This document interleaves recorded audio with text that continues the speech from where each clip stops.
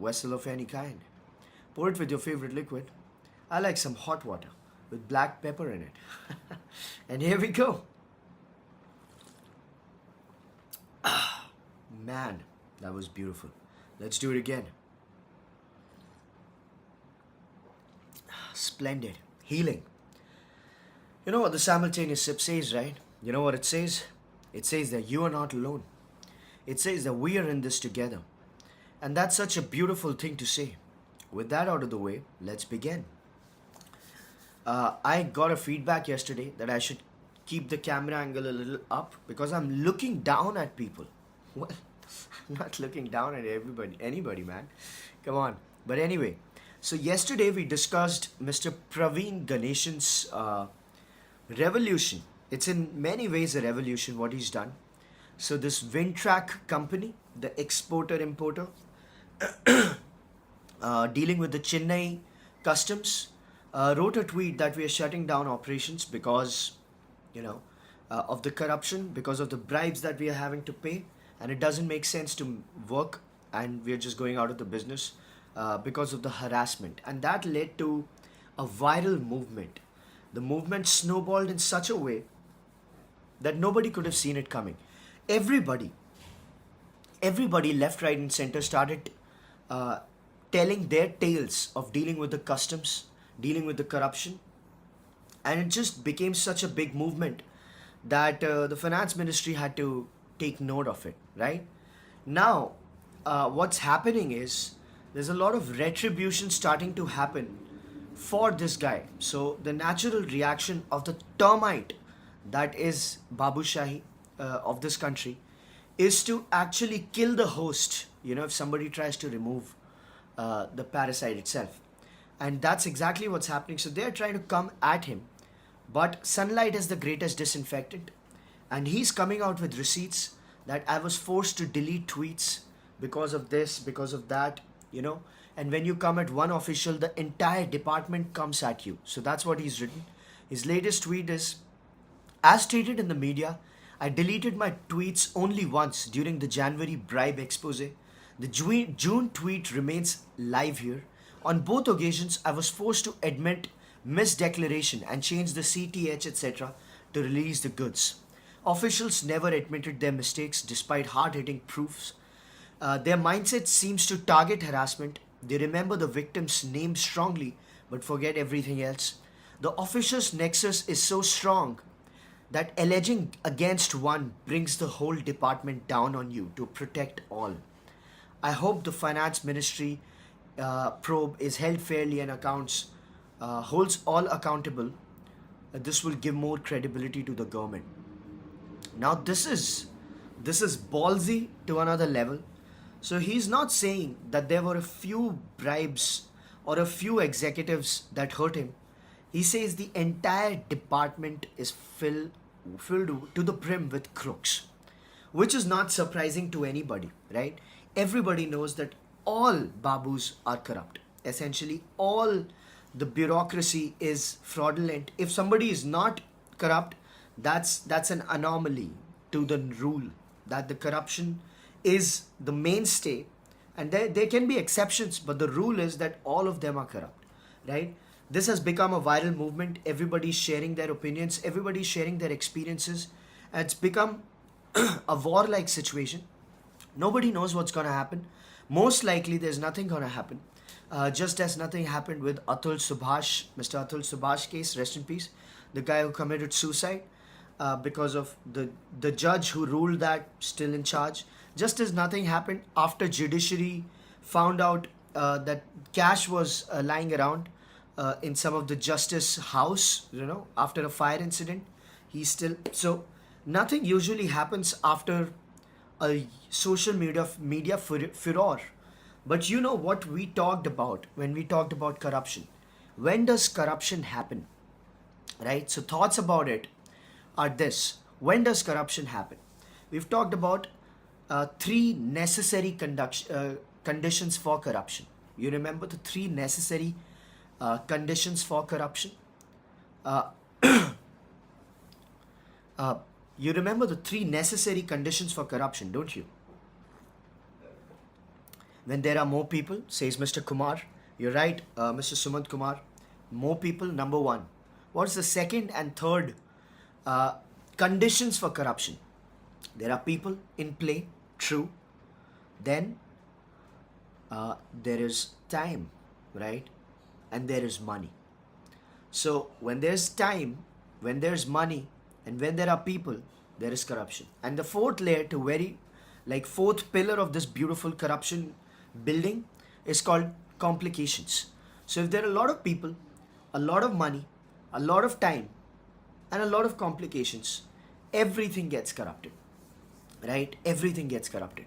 So the strategy to solve corruption is essentially to remove people from the play, right? Make things digital, uh, just so there is no interaction necessary with people. Because when you have to interact with somebody, there's bound to be corruption, right? So remove people. You can't remove time because time moves. मैं समय हूँ, right? You can't remove money from the equation because money is what makes the world go round, right?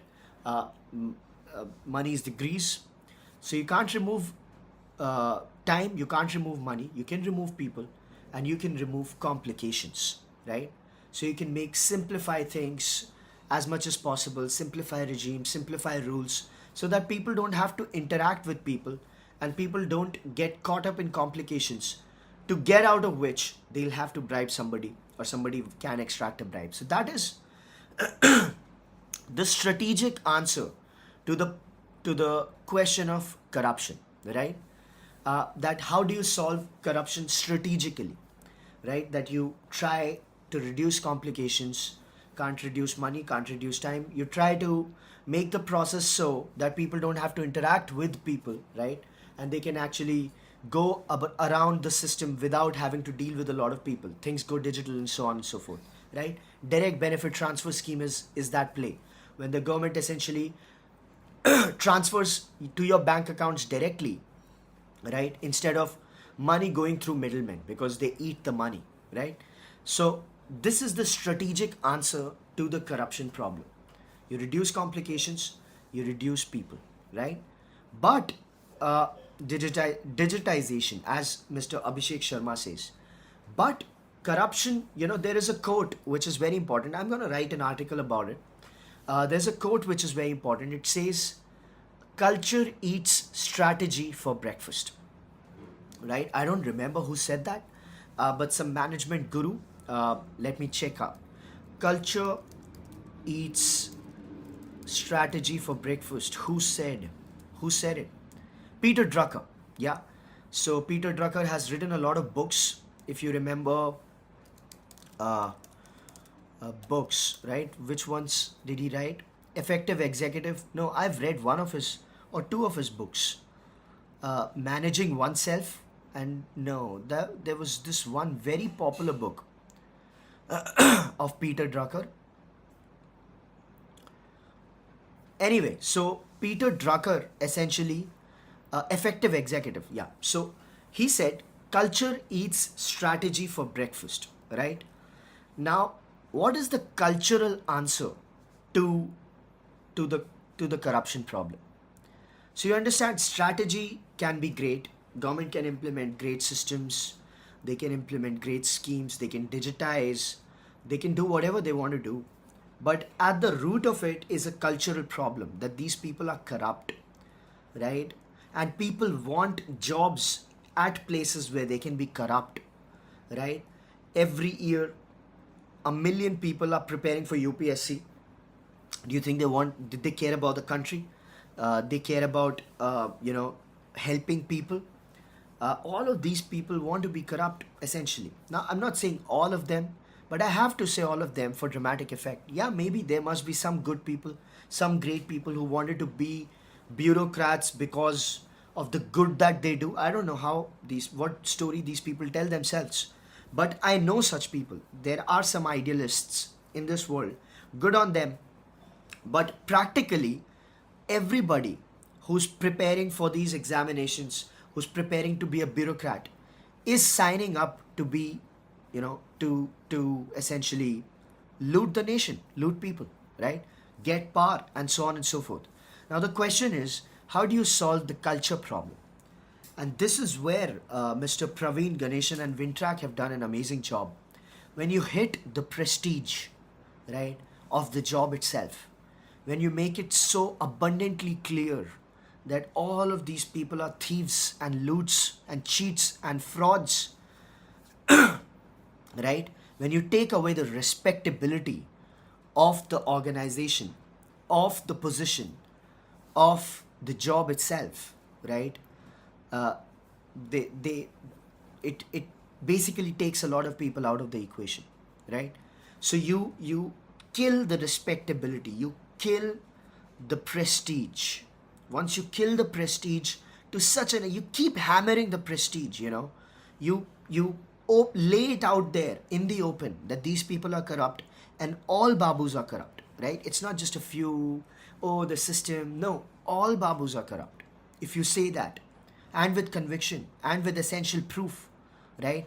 You hurt the prestige so badly that anybody who wants to be a babu, right, he knows what he wants to do or what the world thinks of him, right? A similar thing is, this is where cinema comes very handy, right? Cinema is a cultural influence, tool of cultural influence. So instead of making bullshit series like Aspirants or absolute moronic bullshit movies like 12th Fail or whatever, right? Raid, where they try to glorify a babu, right? Where they try to glorify the struggle for becoming a babu, right? If you just make very, very realistic stories and laid out them where the babu is the enemy. So if you look at movies from the 60s and 70s, right? Haram, what was Diwar was one, where a businessman was corrupt and so on and so forth. The policeman was innocent, was the right guy. Then there was a similar movie, Anand and Rishikesh Mukherjee's next movie after Anand. Did any cinema buffs here? It was Haramkhor. I don't. Rishikesh Mukherjee's next movie. What movie was that? Amitabh Bachchan, Rajesh Khanna. One second. Amitabh Bachchan, Rajesh Khanna movies, right? There was Namak Haram. I was calling Haramkhor. Haramkhor was Nawazuddin Siddiqui. No, Namak Haram. So all these movies which villainized businesses, right? Which villainized businesses and glorified babus. These things have a cultural effect, right? These things traverse down. These things come down and bite everybody's asses, right? So once you have a cultural renaissance in the form of cinema, coming out with the new, narrative, which is that these people are corrupt, right? Instead of glorifying babus with all these movies and series and all the bullshit, right? Pan Singh Tomar, great example, Mr. Bandekar, right? If cinema comes out lashing and basically disrespecting and chastising, right, all of these people in a very, very clear and big way, right, you're gonna see some shame getting attached to the institution itself, right? And when shame gets attached to an institution, it fails to attract people as much as it used to. So there is a strategic answer to the problem of corruption. Mr. Tiwari says Shingam. Well, I haven't watched it. But I'm assuming it has some police officer which is very, upright, forthcoming and honest and so on and so forth, right? Or a crock of bullshit. But anyway, the point is that there is a cultural answer to a problem and there is a strategic answer to a problem. And both of them are equally important. In fact, what Mr. Praveen Ganeshan has done at Wintrak and his tweet, and the firestorm that it has created is almost as much important as the government reforms that are trying to change the system, right? If not more. So I'd say that this particular cultural movement is much more important than many schemes that government can bring. So you can keep bringing schemes, but if the culture is rotten, right? Uh, uh, Culture eats strategy for breakfast. So that's a very good. Mr. Suman Kumar says director Shankar used to make these kind of movies. Nowadays, it's not working for him. Shankar? Which movies? Can you give a few examples? So anyway, so this was a very very important movement. There is a play related to this, right? No politician, no political leader from India has come out in the open admitting something. It's just a faceless response from the finance ministry that we are taking a look, right? So it's Babu's responding to corruption about Babu's, a scandal about Babu's. It's not going to go anywhere. Just like judiciary was responding to the scandal around judiciary, it's gonna be a culture war. You will have to attack the prestige, and you'll have to hammer it so incessantly, right, and so rigorously that there is shame attached to these people and whoever's wanting to be like them, right? That's where a real change starts happening, and it happens very very quickly. So even now, this country, we are out of the socialist clutches, right, so to speak. We are not a socialist country. We are a capitalist country. We are a money driven country, right? We are a business oriented open economy and so on and so forth. But still, the culture is very very socialist driven, right? We are a very deeply socialist country culturally. What we learn is businesses, are bad. That's what, but that's changing, right? Because there's so much of literature around businesses. There's so much of some cinema around businesses which is gaining traction. So all of that leads to a lot of things. A lot of people think that cinema is just for entertainment. Cinema is not for entertainment. Cinema is just not for entertainment. It changes the world. It changes societies. It is a reflection of the society, and it has the potential to change societies. And cinema of yesterday has shaped today's society. Cinema of today is going to shape tomorrow's society, right, in a lot of ways. So let's hope that this cultural movement, nothing is going to happen with this case in particular.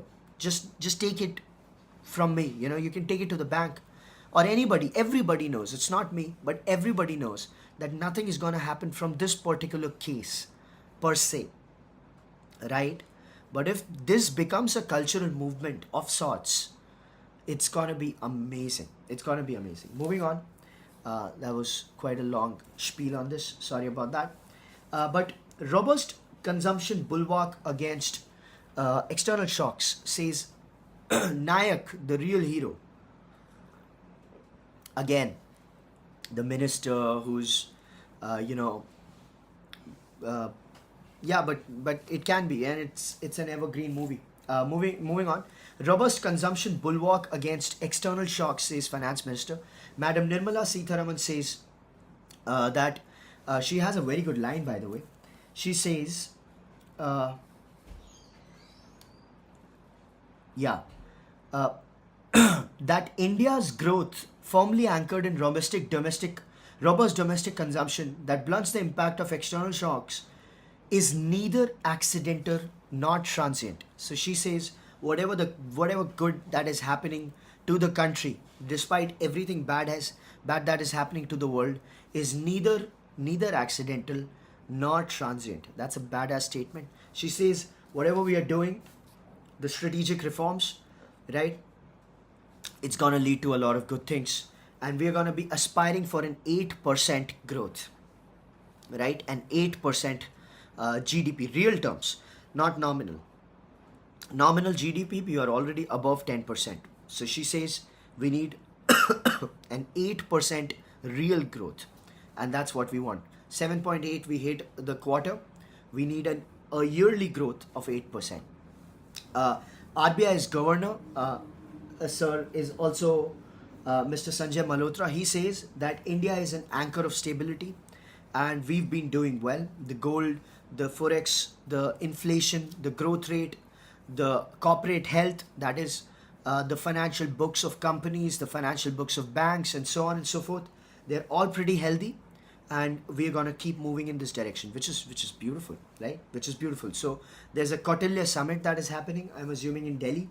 I was not invited, where these speeches have happened. Very good, right? Uh, Speaking of uh, similar in a similar light, GST lapses have been happening in the FMCG company under sub 20 rupee packets, right? And distributors are blaming companies, companies are blaming distributors. Distributors say that these people have increased the price, the base price of these products, so that GST benefit is not passed on to the consumers, and we can't change that, right? So distributors are directly attacking the companies, the FMCG companies, for not providing the GST benefit to people. So the government is going to be at their back. uh, the gold rush is on. The gold is up, as we said was going to happen, as the world probably saw was going to happen. We continued to say that gold is going to be huge, right? The gold has continued to grow. Sales rise is down, right? The sale has essentially uh, by a quarter. The sales is down by a quarter to 18 tons from last year, right? But value terms triumphed to 30 to 35%. So the value kept growing up, even though the volumes are like they went down because the price of gold is so up, right? 18 tons is the demand. People are not buying gold as much, even though they're continuing to buy in terms of value. Like the money they're spending is okay, but the volume is going down. And the gold they're still buying, Indians are still buying gold because they believe gold is not going to go anywhere. So you know about this, right? Viewers of Thinkers Frequency, remember that Indian households have more gold than the top 10 reserve banks of the world combined, right? So Indians are continuing to hold gold. That's the collective wisdom of the crowd. Uh, a lot of gold is being hoarded by reserve banks as well. So reserve banks are also holding on gold, but at the same time, households are also holding on gold, and that is called wisdom of crowd. So there's a very great book, one of the best non-fiction books of the last 20 years, by James Surowiecki, and he says the book is called Wisdom of Crowds, right? So it talks about how people sometimes get a feel of what is to come, right? And very great book. So this is yet again a signal that people know something about the markets, right? I told you about my one of my investors in US who's liquidated his stocks, and he's on gold, and he's up like 40% in just one quarter or something. So it's extraordinary. This is great. Moving on. IAF chief, Indian Air Force chief, has said Pakistan lost F-16 jets, C-130 aircraft during Operation Sindhur, right? Because we heard their aircrafts. They were at the parking, which we heard, and so they lost many of their aircraft. Now this is embarrassing. This is embarrassing because this kind of narrative was to be pushed at that time itself, right? So the info war, the game was very, very weak. So these people could have, the Pakistanis could have a very good, sort of verbal win that they took out the jets, right? Now, if India knew about this intelligence, they should have been very vocal at front. Now, talking about it at this stage is just adding to embarrassment, right? It's weird, and I hope nothing. I mean, the government can pivot from this particular narrative very soon. Moving on, there is a crisis in Pakistan-occupied Jammu and Kashmir. Right, there is a very big riot going on, very big protest, which is really steamed. And what did we tell you about protests, right? No protests are organic, right? We know about that. And Ministry of External Affairs of India is come out with a statement saying that these protests show what a poor job Pakistan has done as far as Jammu and Kashmir occupation is considered. So, moving on. Gaming firms are getting 6 months to refund money collected from users. So they have a grace period uh, during which they can wind up their books, so to speak. Now, why this grace period? Why do you think this grace period is provided? This grace period is provided because if not for this grace period, there'll be litigations, and there'll be a lot of regulatory problems, compliance hurdles, customer complaints, and so on and so forth. So they've given the companies 6 months transition period to pay partners refund money before new law comes into effect, right? Open stakeholder consultation or draft rules, uh, regulated dedicated regulator to oversee the sector. So this is very interesting, whatever is happening with gaming. At the same time, the country is warming up to esports, and they are making them seem like real sports. So esports like FIFA championships and cricket championships, the video game, the country wants to make it as a career, because it has become a legitimate career, at least for a select few, right? It's kind of an influencer game, played as far as this whole sports esports play is considered. Very good economy, by the way, very good business model. So if you want to run a business, a great idea is to have a place and start holding gaming competitions, right? So you get a place, some equipment on lease, and you get gaming competitions, right? And you start paying people who win, and so on and so forth. It becomes a very very regular thing. So it's like a gaming alley times in the 2025. So you remember the 90s gaming alley of Taken 3 and so on and so forth, where people used to go and play. Now that business model is essentially huge, objectively huge, right? Because of the esport thing that the government is trying to grow. So that is one thing that is happening. My friend, unfortunately, started this way early. So he began this company back in 2019, right? And just when he started this company, the gaming's events company essentially, right? COVID hit him, and then he got screwed by a train, right? So again, he was not lucky, but the idea remains very strong. It's just that, sometimes the luck doesn't favor you, and that's okay. But the business itself is very green, very very green, right? And also very fun, because you're going to be literally holding game events. Right? Moving on. uh, so India is trying trade secrets law to plug IP loopholes. So at the moment, trade secrets are enforced by a principles of Indian Contract Act 1872. So just imagine, and a contract act written in 1872 is enforcing IP laws, the IP trade secret laws. So the government, the country is looking at studying the need for a new, trade secrets law essentially, which is gonna be an IP thing, because Indian IP is not very strong, and Indian enforcement of IP is also not very strong. You know why Indian enforcement of IP is not very strong? We talked about this, right? Do you remember why? Because enforcement of IP at the end of the day is the judiciary's job, and you know how our judiciary is, right? So if somebody takes your patent away and makes business, you go and litigate him, right? He litigates you back. Now that litigation can run for a couple of years minimum, right? And if it runs for a couple of years, where do you go? Where do you go, right? Till then the damage is done, right? So maybe it just keeps running, and then there are a lot of ways to actually screw the IP as well. So cannot government do something to improve judiciary?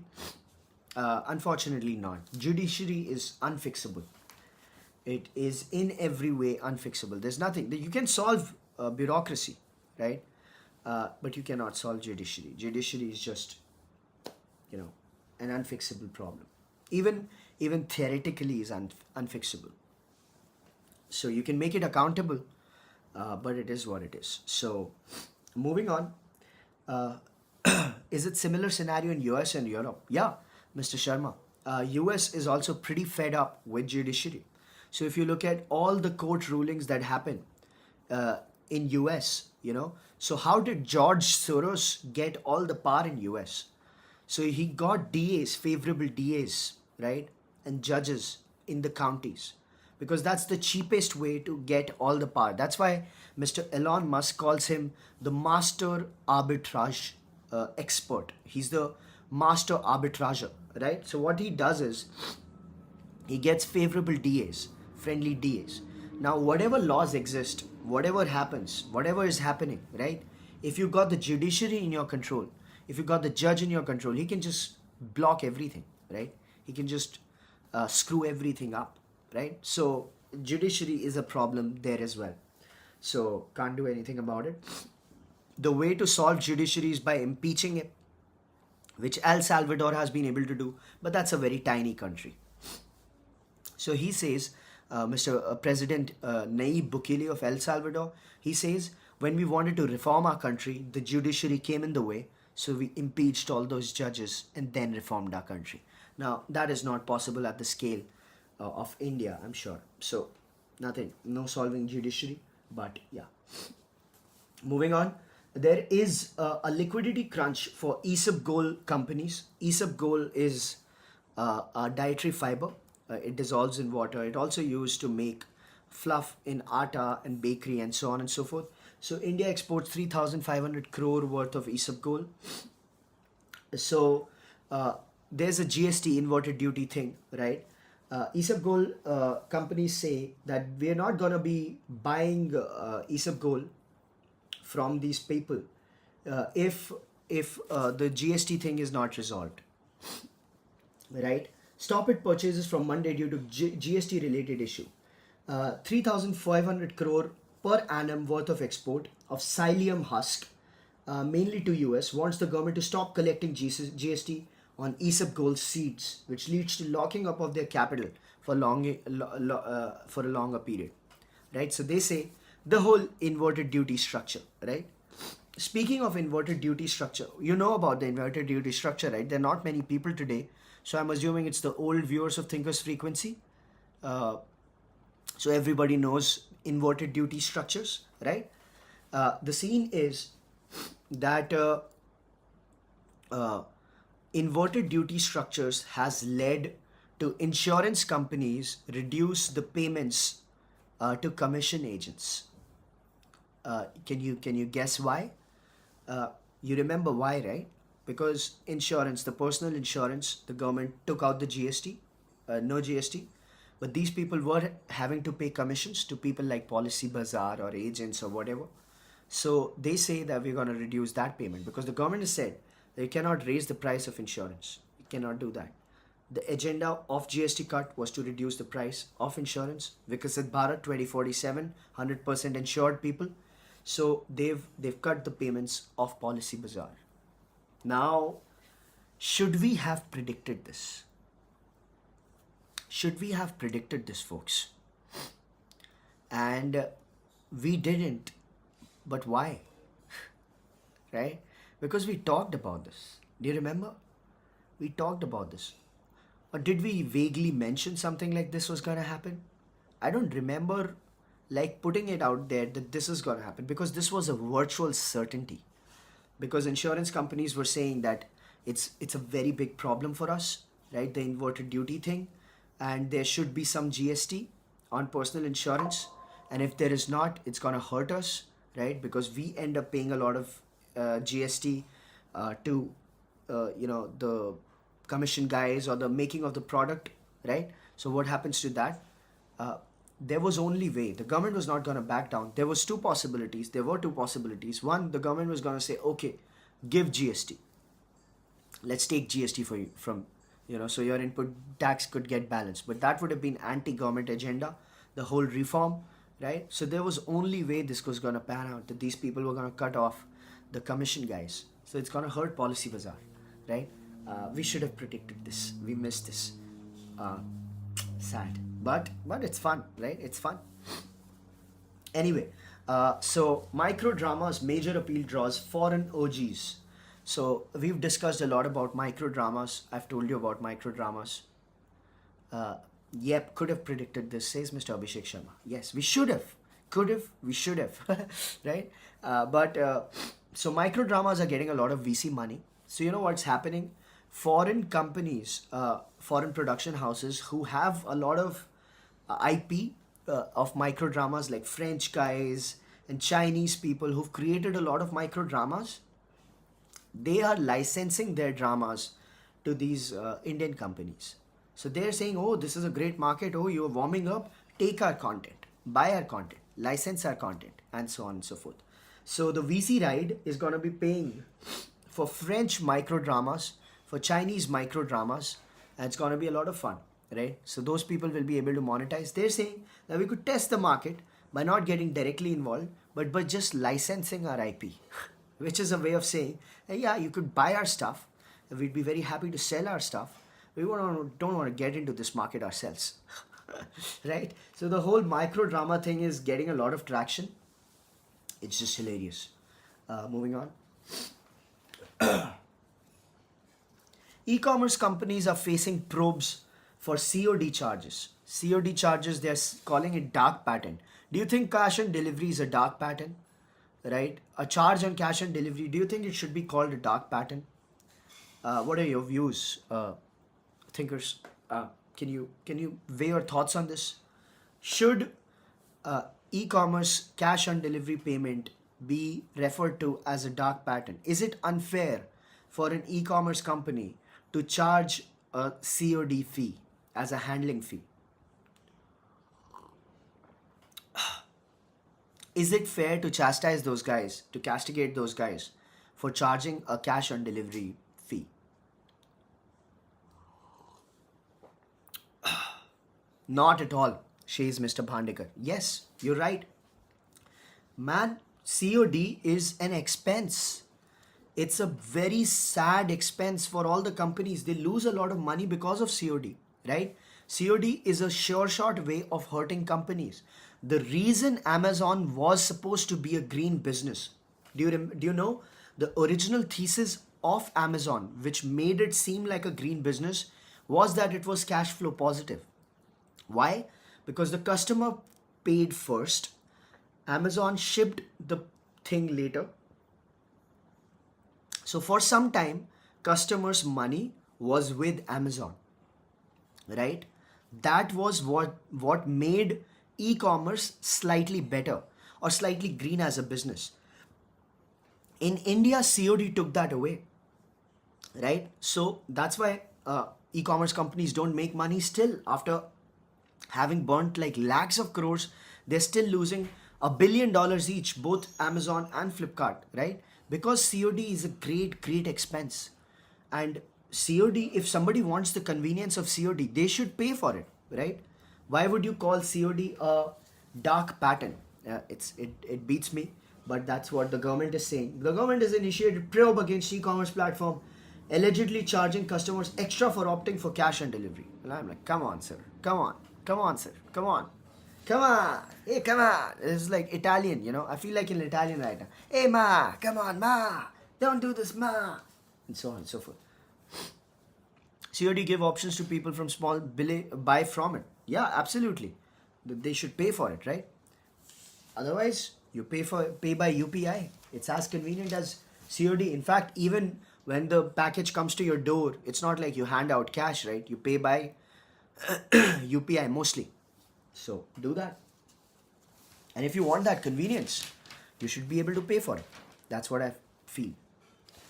Anyway, moving on.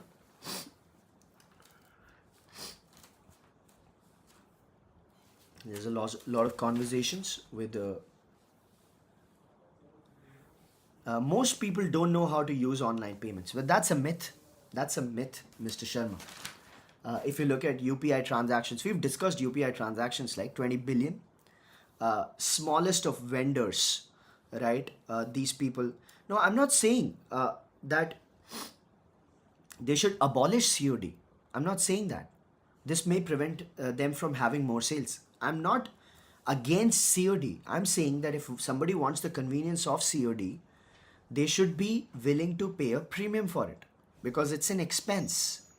It's not business as usual. It's going out of the way. it costs more to process COD, right? So if somebody says that, oh, you charged me 40 rupees without COD and then you're charging 30 rupees more, that is not dark pattern. That is just plain fair business. That's what I mean. So if you want the convenience of COD, uh, having to pay extra for it should not be called as a dark pattern, is what I mean. I hope I've clarified my position here. Moving on, a lot of conversations between Mr. Putin. He's looking forward to meet Mr. Modi, right? He said something very interesting. So he gave a business reason, right, why India wouldn't listen to US. So he said, if India refuses our energy carriers, it'll suffer a certain damage, and estimates vary. Some say it would be about 9 to 10 billion dollars. Okay, if it refuses, and if it doesn't refuse, there'll also be a damage. What will it be? About the same. So he says that India, if it refuses our carriers, it's gonna lose like 10 billion, and if it doesn't refuse, right? If it just takes a hit of whatever it's taking, right? How much it's gonna lose? 10 billion. So he says that India should not think of the tariff situation as a means to change its stance or something, because the tariffs are gonna hurt as much as it's gonna hurt if India denounces Russian carriers. That's a very smart way of looking at it. And he says Mr. Modi is not gonna do something that's humiliating to India. India has a civilizational history and so on. Very nice. Good stuff that he's come out with. Moving on, there's a lot of political chit chat which we best not discuss. Right? Moving on. Online beauty brands are getting a lot of money still. So a lot of M&A action has happened in online beauty. So if you remember, there's a company called Beardo, right? It got acquired by Marico. Then there was a company called The Man Company. It got acquired by Imami. Then there was a company called Minimalist. It got acquired by HUL. Then the founders of Beardo started something called Rini, which is currently running, and so on, right? So sugar. So a lot of online beauty brands are still getting money, surging 7% in 2025, D2C as a category, despite global brands beginning to fight back. So you know what this is? This is basically an acquisition play. So what VCs are trying with the D2C funding is that they want to build these companies quickly. They want to scale these companies quickly with whatever means necessary so that they could sell to these giants, because they've seen that there's a serious appetite amongst these slow moving giant FMCG companies for these beauty products. And beauty, by the way, has margins, right? So that's what's going on. Domestic air traffic has declined in August. 1.29 crore passengers in August, down from 1.31 crores.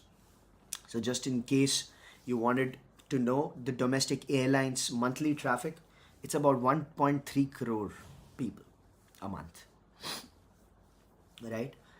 Moving on. Voda Idea is dialing up retailer commissions to connect with customers better. So we've talked a lot about Vodafone Idea and how the biggest mistake that they ever did was getting Abhishek Bachchan. But seriously, Vodafone Idea has basically, been losing customers like anything. They've been losing customers, they've been losing subscribers.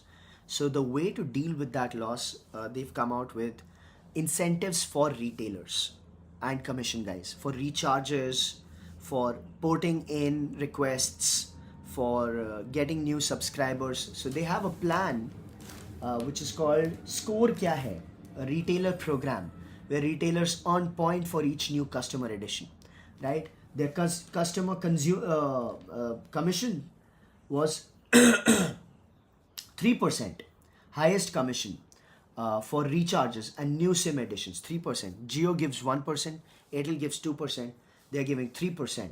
So they're saying uh, that this way they'll be able to actually have a sales based expenditure. So they won't have to sell anything, like pay anything unless sales happen, right? So they added that the operator provides commissions of up to 19% of select recharge plans. So very serious commissions here, 19% on recharges. That's great. The trouble is that the retailer network is not as strong anymore, right, for this particular purpose, but still they're trying. So this is an effective strategy. You got to give it to them.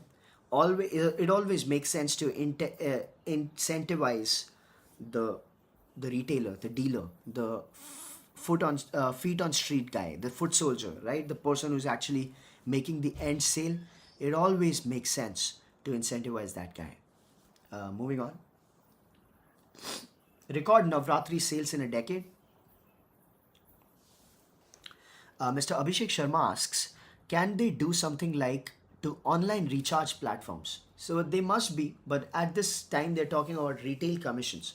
What can you do as far as online recharge platforms? So online recharge is mostly an inbound request, right, which they process anyway. So if somebody wants Vodafone Idea recharge, that's easy if that is happening online. But that won't make a new customer, right? So for making the new customer, they'll have to they can't give commissions to their own website, you understand? So that's the play. So they want new customers, that's why they're incentivizing the retailers. Record Navratri sales in a decade. We talked about this. We were in the first few days, we were confused, we were doubtful, we were skeptical of whether the government's moves have actually yielded in magical outcomes for the consumption economy. But now it's pretty clear, right? 100% boost. Maruti Suzuki sales grew 100%, doubled from last year's Navratri, right? 3.5 lakh bookings with nearly 2.5 lakh pending. End of Navratri, it's confident of touching 2 lakh. We discussed that. Mahindra and Mahindra 60% year on year growth, right? Tata as well, 50,000 vehicles. So LG, higher, everybody. So this particular GST rationalization has definitely helped the consumption story. Now, what is the next part of this story? What is the next part of this particular play? What do you think needs to happen next? We've talked a lot about this. We've been talking about this for 130 episodes now. And since we are all old viewers today, what do you think is next? What do we want to see next from the country, in the country? You remember that? Remember that, guys? We talked about this.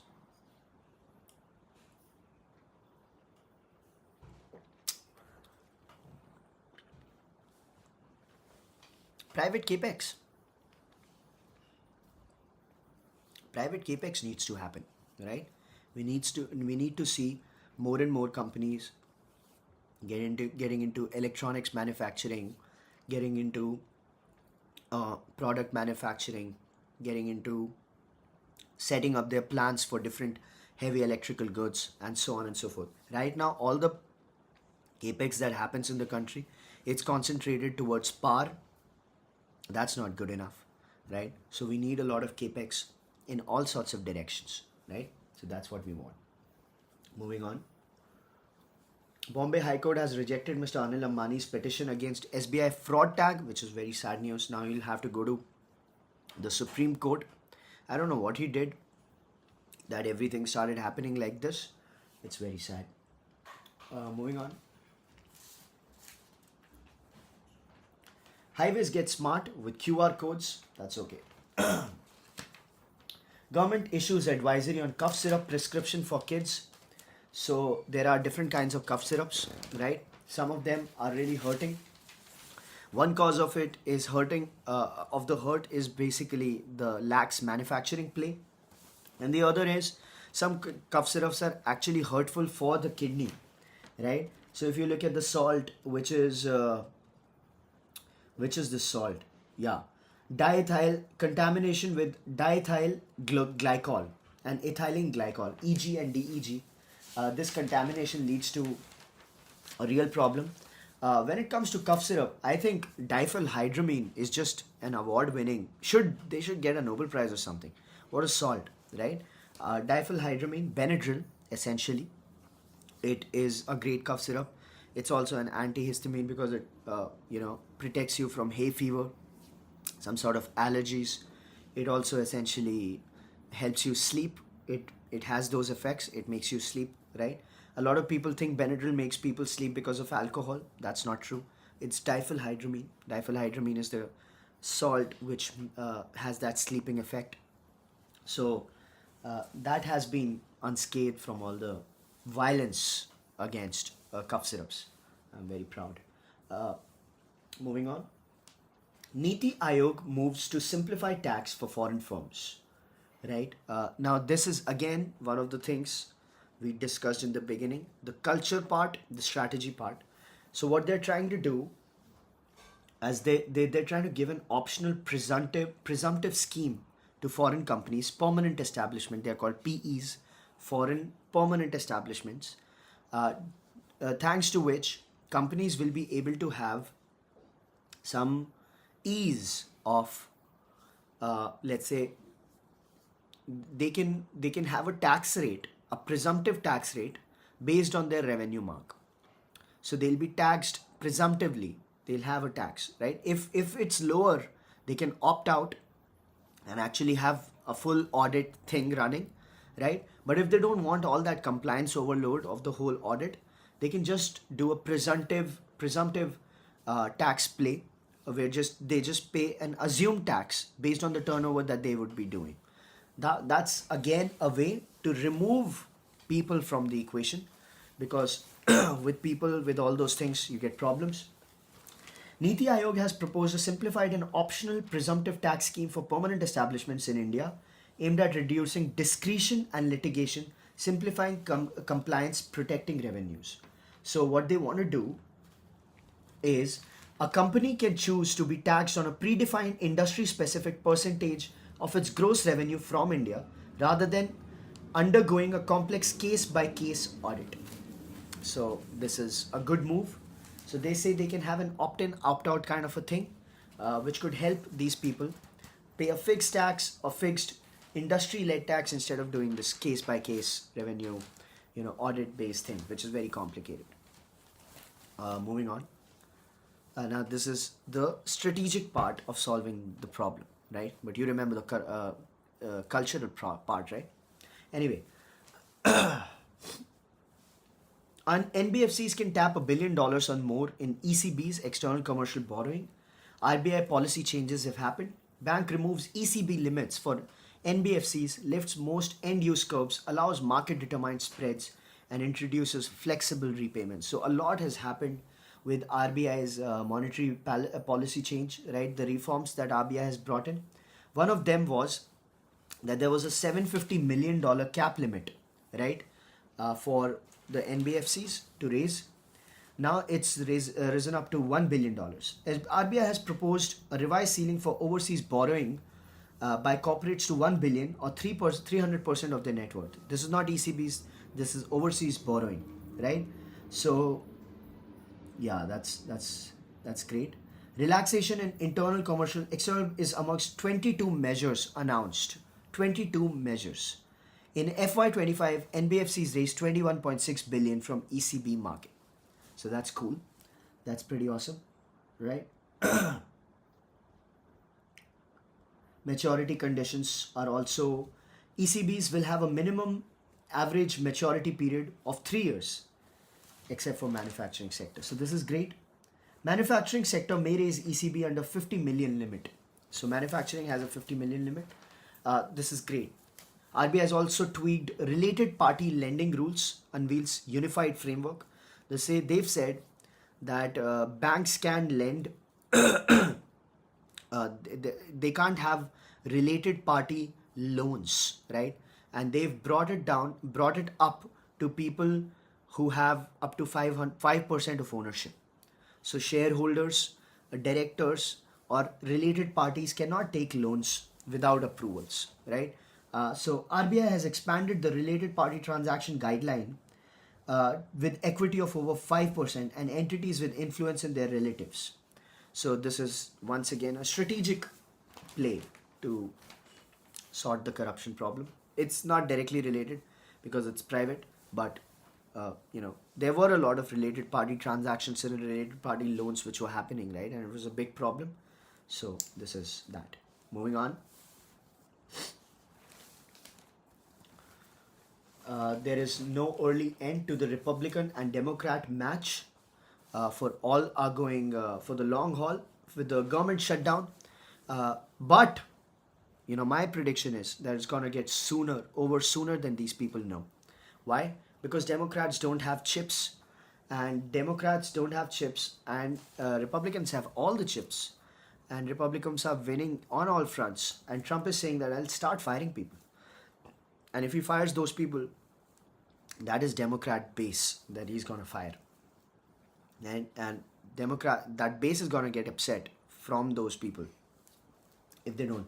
And the reason of the fight is that these people, the Democrats, want health coverage for illegal immigrants, and Republicans don't. That's the long and short version of the story. Also, Trump has set a deadline for Hamas, Sunday 6 p.m. Washington time. They say if this doesn't happen, so look at his words, it's hilarious. An agreement must be reached with Hamas by Sunday evening 6 p.m. Washington DC time. Every country has signed on. If this last chance in capital agreement is not reached, all hell in capital, like no one has ever seen before, will break out. There will be peace in the Middle East one way or the other. So, will Hamas agree? I don't think so. You know why they won't agree? Because they can't agree. They're gonna get killed one way or the other. Even if Israel offers protection to people, they know that they're gonna die, right? So they won't do that. Also, Hamas thinks, the Gaza thinks that the whole narrative of the genocide play, that Israelis are committing genocide in Palestine, that is a very strong deterrent for them to actually go full bazooka. So they are basically counting on the humanitarian instincts of the rest of the world, which seems to be criticizing Israel for going so all guns blazing on them. So let's see what happens. Moving on. Bitcoin is $123,000. It's growing up. Bitcoin was supposed to be a hedge against markets, but it's actually just a trace of the market. The real hedge against market is gold. BYD's Tesla sales beating streak has gone to 4 quarters. So it's been 1 full year that BYD has sold more cars than Tesla. Right? So Tesla sold record numbers of vehicles last quarter, but BYD still got better of the Elon Musk led company again. Right? So while BYD is now poised to deliver more battery electric cars than Tesla during calendar, having sold almost 390,000 EVs more than the first 9 months, there are clouds over horizon. So BYD sells more cars than Tesla, right? But Tesla is valued at what? About $2 trillion, $1.7 trillion. And BYD is only valued at what? 300 billion, right? If I'm not wrong. What is BYD's market cap? BYD market cap. It is in dollars. They're showing me Chinese yuan. I don't want that. So BYD is 137 billion. Sorry, not 300 billion. 137 billion. And Tesla market cap is 1.35 trillion. So if BYD is selling more cars than Tesla, right? Objectively, why is it valued 1/10 of Tesla? Right? 1/10.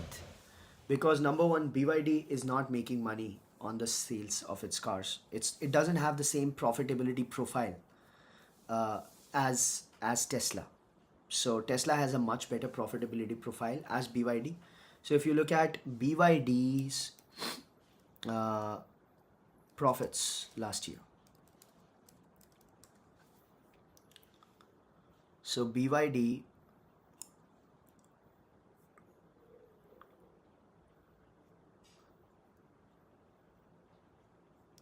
its net profit quarter on quarter is essentially $1.3 billion. $1.3 billion. Okay. Tesla is way, way, way ahead. And secondly, Tesla has taxis coming on, and also the humanoid robot, right? So Tesla has the peek into the future, which BYD doesn't. So BYD doesn't have the profitability profile, and it doesn't have the future. Tesla has both. But uh, it's bad news for Tesla anyway, because if BYD is being able to deal in such bulk that it beats Tesla for a whole year as far as sales are considered, it's soon going to eclipse them as far as everything else is considered, because with everything they're getting data, with training data, they're not going to be left behind in tech much, right? So their profitability profile will someday improve, and once that happens, it's gonna catch up. So it's already caught up on the bulk of it, the numbers. Now the profitability profile is going to show for it, right? Right now it's abhorrent. I mean, $1 billion at that revenue scale, that's a joke, right? You want to know what Tesla profits were, right?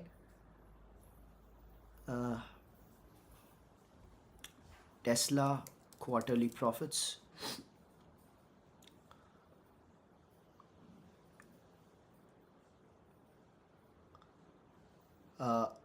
Tesla had a revenue of $22.5 billion, 16% decrease, right? And their net income was 1.2 billion. So in 2025, Q2 2025. So Tesla made about the same. I was actually, uh, you know, I'm surprised to see Tesla's profitability profile. $22 billion in revenue in Q2 2025, and net income is $1.2 billion. That's not a lot of money, right? And BYD Q2 2025 is $8.895 million. So the difference isn't that huge. It's not that huge, right? But yeah, maybe the market is rewarding Tesla because of the future thing that we talked about. That's very, very surprising. I'll have to study the sheets, the numbers of both Tesla and BYD very deeply. But yeah, robo-taxi and humanoid, so the Optimus, these two products are said to be two products with the highest interest in human history. So they are like Apple iPhone, right? That's what these two products are looking at. Maybe that's why Tesla is getting rewarded like this, right? But the deep reports, let's share them tomorrow. Let's study them. Let's study and come back tomorrow, right? Mr. Abhishek Sharma asks, any way to invest in BYD? Well, I'm not sure, Mr. Sharma. I'm sorry. You can invest in US stocks, but I don't know if you can invest in Chinese stocks. I don't have the information. I'll study that as well. So with that, we come to the end of the 131st episode of Thinker's Frequency, our daily mental workout, our daily dose of insights and analysis, which don't lead to paralysis, right before we punch in. It's 9:10. We're going to punch in anytime soon. I wish you a beautiful day personally and professionally. And I'll see you tomorrow, same place, same time, hopefully. I'm sorry for my throat. My voice must not be sounding as usual. But I should thank Mr. Tiwari, Mr. Sharma, Mr. Bhandekar, Mr. Kumar, Sumant Kumar, Mr. Yeah, and everybody. Oh, there's some comment on LinkedIn as well. Mr. Vedant Singh. Damn, Tesla's cap is huge. Yeah, so thank you all for bearing with me. It was a lot of fun. I had a lot of fun, right? I learned a lot, had a lot of fun. I'm going to write an article as well. you know what? Whenever I'm writing an article, I've already discussed that article with you, so it's not new to you. So, but it's fun anyway. So thank you so much, Mr. Abhishek Sharma says thank you for your time. Hope you get well soon. Have a great day. Thank you, sir. Thanks a lot, Mr. Sharma. Take care. Bye bye. See you.